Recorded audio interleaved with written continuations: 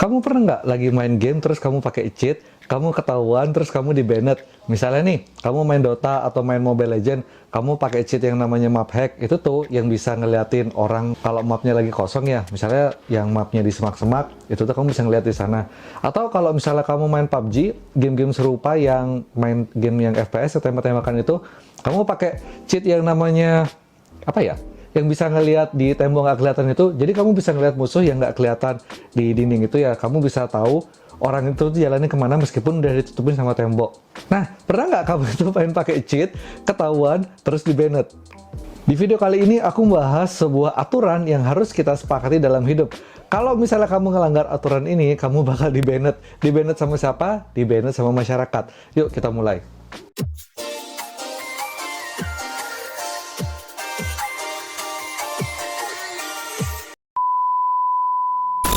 Halo semuanya, selamat datang di channel Hidup Pakai Cheat, di mana kita akan memainkan sebuah game yang berjudul Kehidupan. Ambil kontrolmu sekarang dan mari kita mulai.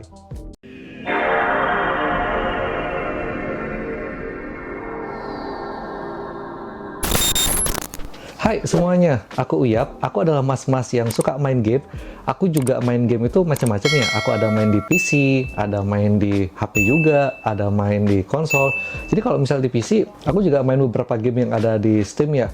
Jadi kemarin itu aku sempat main Yu-Gi-Oh! Master Duel, terus aku sempat main Hogwarts Legacy di PC juga. Dan sebenarnya aku ini juga player lama yang main Dota ya. Cuma aku udah lama banget nggak main gara-gara kayaknya teman-teman aku udah pada pensiun dan aku nggak ada teman buat main sekarang.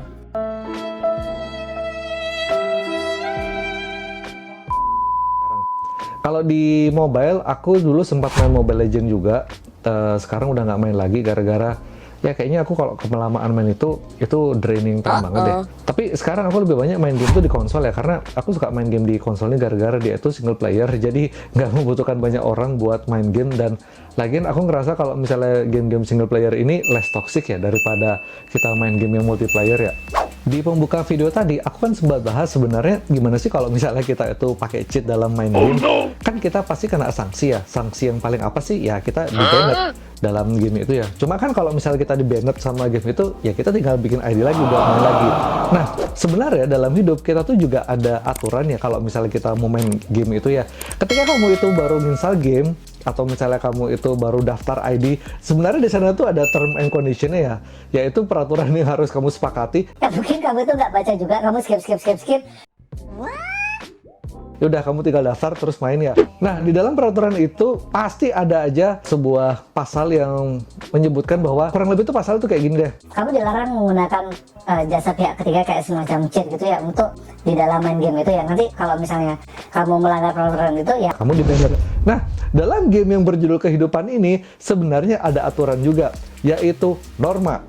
Oh my god! Apa itu norma? Yuk kita bahas.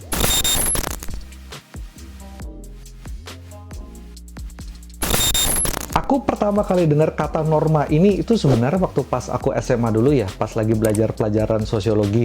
Jadi waktu itu guru sosiologi aku tuh lagi ngejelasin tentang yang namanya norma. Dia bilang norma itu adalah sebuah aturan dalam hidup.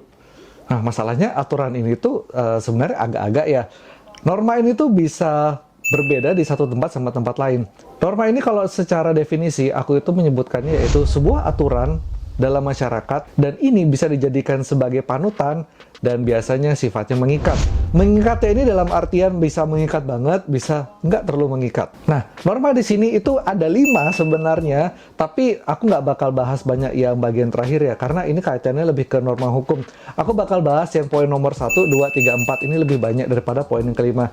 Ada apa aja? Yuk kita bahas.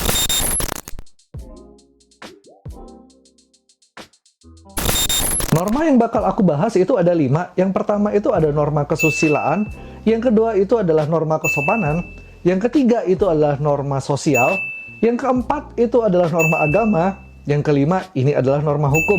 Sebenarnya kelima poin ini tuh punya daya pengikatan yang beda-beda juga ya, dan sebenarnya sanksinya juga bakal beda-beda. Efeknya yang diterima ke playernya, ke kita, sebenarnya itu bakal beda-beda juga. Aku bakal bahas yang pertama dulu, yaitu dari norma kesusilaan.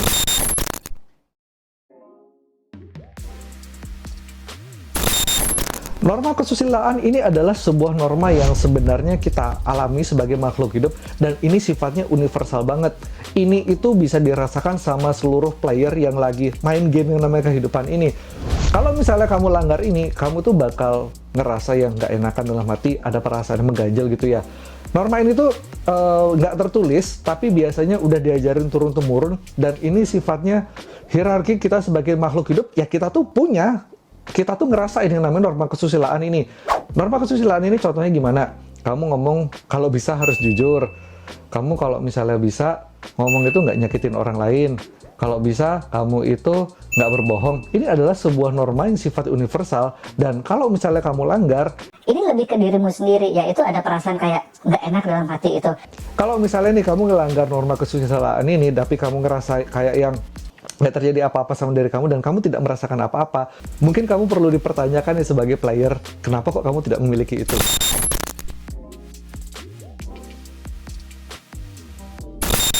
Yang kedua, ini adalah norma kesopanan. Norma kesopanan ini lebih ke bagaimana sebuah aturan itu berlaku di masyarakat, tapi sifatnya itu lebih ke mengajari bagaimana kita bertingkah laku dalam masyarakat ya.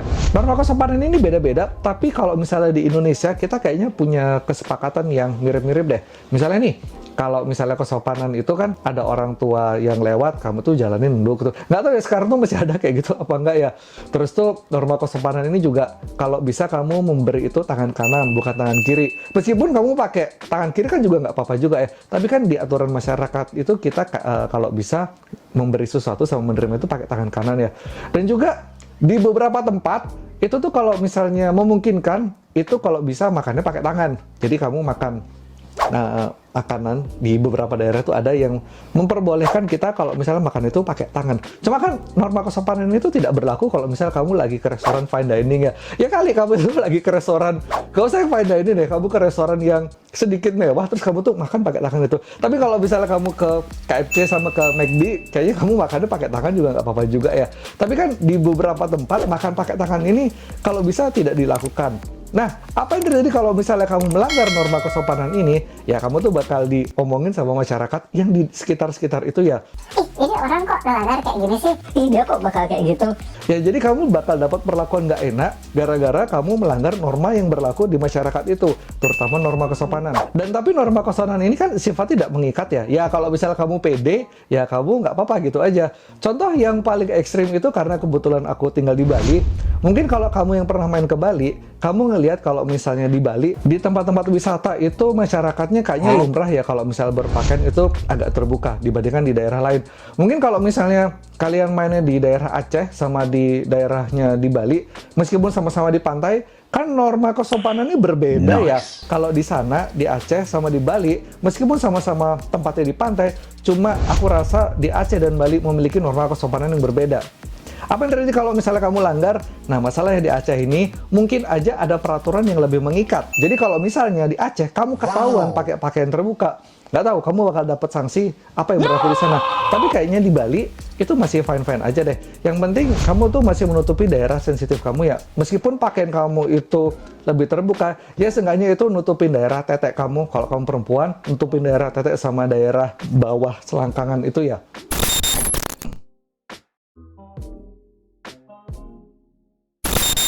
Yang ketiga, ini ada norma sosial. Norma sosial ini levelnya lebih tinggi lagi daripada norma kesopanan. Tapi sanksinya juga nggak jelas ya. Kalau misalnya kamu langgar, ya kamu bakal dikata-katain juga. Ini misalnya kayak gini ya. Kalau misalnya kamu lagi traveling ke Jepang, kan kamu tuh misalnya makan ramen ya. Kalau makan ramen di sana, sekiranya kamu suka sama makanan ramen itu, kamu bisa loh pas lagi makan, kamu tuh kayak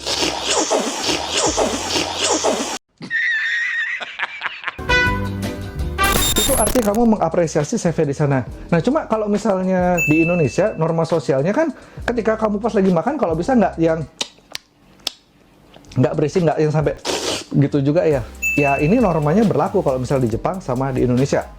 Terus juga kalau misalnya di Jepang, kamu itu kalau bisa pas lagi belanja atau melakukan transaksi habis makan itu ya, kamu itu nggak ngasih tip, dalam artian kamu itu bakal dikira Kamu kayak ngerendahin mereka gitu loh. mereka tuh bakal ngerasa Apa servis aku kurang ya sampai aku tuh harus dibayar lebih? Tapi kan beda kalau misalnya di Amerika sama di Indonesia ya. Ya kalau kamu bisa kasih tip aja. Apa yang terjadi kalau misalnya kamu langgar norma sosial ini? Ya nggak ada, cuma kamu bakal dikata-katain sama di daerah setempat itu ya. Contoh norma sosial lagi itu ya, kalau misalnya orang Medan sama orang Bali, ini dari perspektif aku aja, tapi mudah-mudahan relate juga sama teman-teman. Mungkin kebiasaan kalau ngomong di sana itu lebih ke belak-belakan, kalau misalnya ngomong itu lebih ceplas-ceplos. Pertama kali itu aku ketemu sama orang Medan yang agak banyak itu adalah ketika aku kuliah. Aku kaget nih, waktu pas mereka ngomong, kok mereka ngomongnya ceplas-ceplos gitu. Padahal sebenarnya niatnya mereka itu nggak insulting dan nggak marah-marah loh. Tapi aku ngerasa waktu itu, ini kok orang ngomongnya kasar banget ya. Sebenarnya kan nggak kayak gitu ya. Mungkin karena tempat aku dibesarkan sama keluarga Jawa dan keluarga Bali, tidak terbiasa mendengar omongan yang ceplas-ceplos kayak gitu. Mungkin kalau misalnya aku ngomong itu lebih diatur volumenya, lebih ngikut gimana sih cara orang-orang kalau misalnya di daerah sini ngomong. Dan apa yang terjadi kalau misalnya aku ngelanggar norma sosial itu, ya kalau misalnya tempatnya tepat, kayak misalnya di kampus, aku rasa bakal nggak terjadi apa-apa ya. Tapi nih, misalnya kalau aku lagi main ke Medan sana dan aku itu ngomongnya masih kayak gini, masih biasanya mungkin aku bakal kena culture shock pertama dan aku tuh bakal kaget di sana tuh, mungkin aku bisa nggak survive kali ya.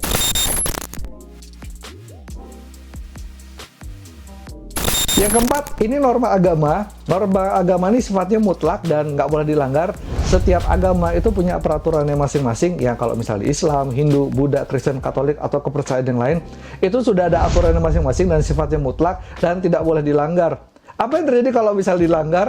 Ya kalau misalnya ada keyakinan yang ada kehidupan afterlife, setelah hidup di dunia mungkin ada kehidupan lanjutannya, ya kamu bakal dapat reward berupa surga atau bakal dapat reward berupa neraka ya. Tapi kan ini kepercayaan atau keyakinan agama tiap orang tuh bakal beda-beda ya.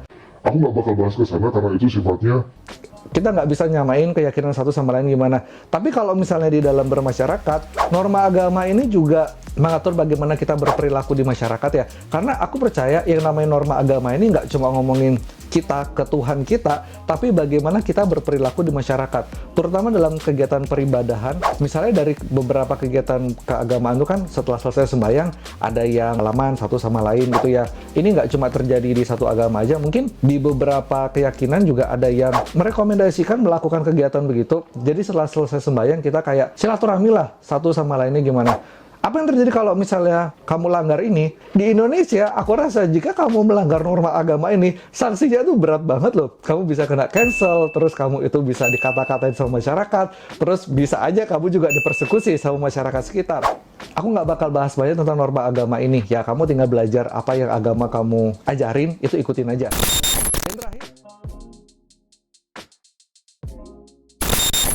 Yang terakhir, ini adalah norma hukum. Norma hukum ini adalah yang sifat kekuatannya itu mutlak ya jika kamu berada di dalam suatu negara. Jadi norma hukum ini dibuat sama pemerintah, kamu tinggal baca aja itu pasal-pasal yang begitu banyak banget. Norma hukum ini sanksinya jelas. Kalau misalnya kamu langgar, ya kamu bakal didenda atau kamu bakal masuk penjara. Apa yang tertulis sama peraturan perundang-undangan ini ya. Norma hukum ini sifatnya mengikat banget dan harus kamu patuhi. Misalnya nih, kalau kamu itu udah 17 tahun, kamu diwajibkan loh itu untuk punya KTP. Terus misalnya nih, kalau kamu tuh sudah punya penghasilan, kamu tuh wajib buat bayar pajak. Apa yang terjadi kalau misalnya kamu langgar peraturan ini? Ya kamu bakal hidupnya susah karena kamu tuh nggak taat sama negara. Nanti kamu bakal kena sanksi. Sanksi itu macam-macam yang bisa denda, bisa juga masuk penjara.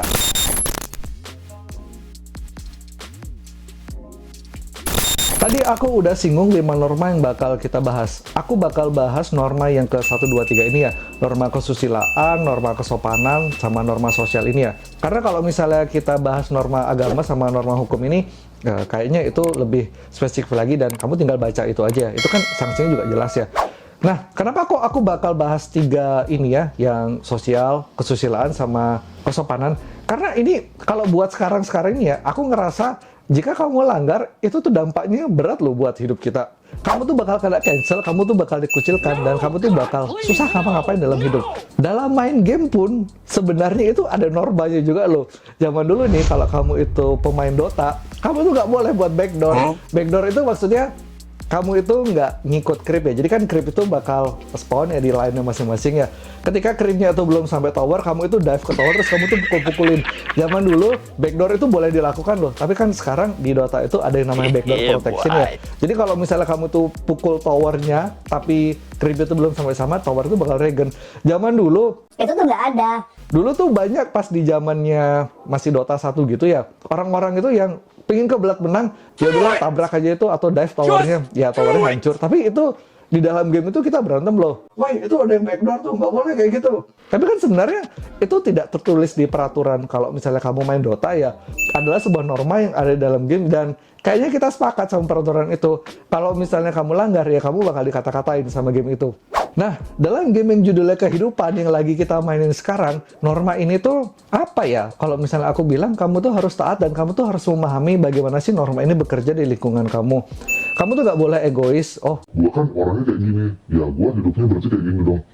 kamu harus tahu nih, kamu itu bukan pusatnya dunia. Kamu tuh nggak punya kuasa. Yang bisa kamu lakukan adalah kamu bertahan dan kamu mengikuti apa permainan yang dibuat sama daerah kamu dan kamu jadi playernya. Ya udah kamu tinggal jalanin aja.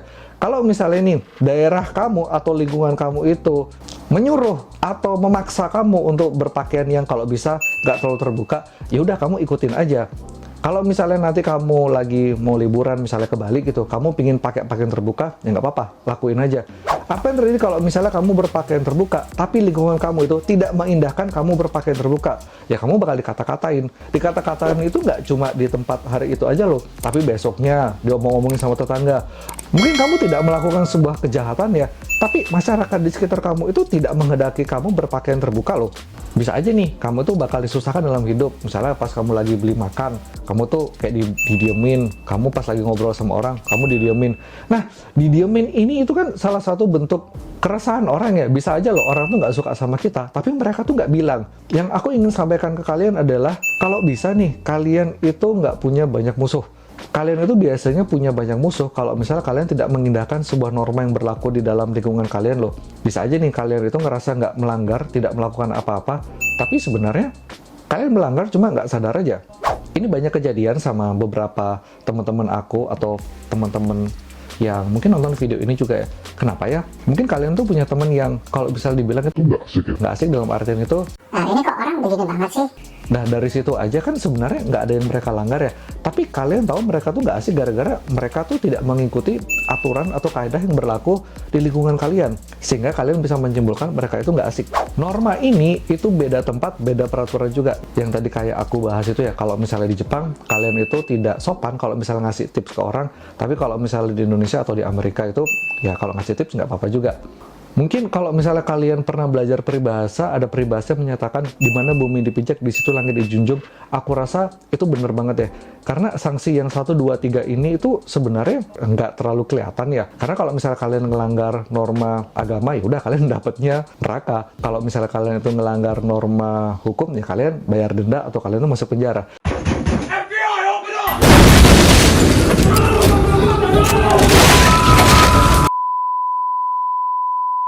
Penjara. Tapi kalau misalnya norma kesusilaan, kesopanan, sama sosial ini, kalian itu bisa di-cancel loh. Atau maksudnya tuh, kalian itu bisa dibikin susah sama masyarakat sekitar. Apalagi sekarang itu daerahnya sosmed ya. Di sosmed itu juga ada peraturan tidak tertulisnya loh. Mungkin kalau misalnya kamu tuh suka hate speech, kamu tuh suka mengeluh, kamu itu suka mengumbar-ngumbar kebencian, Ya itu head speech juga. ya kamu bakal dijauhin loh nanti sama orang-orang.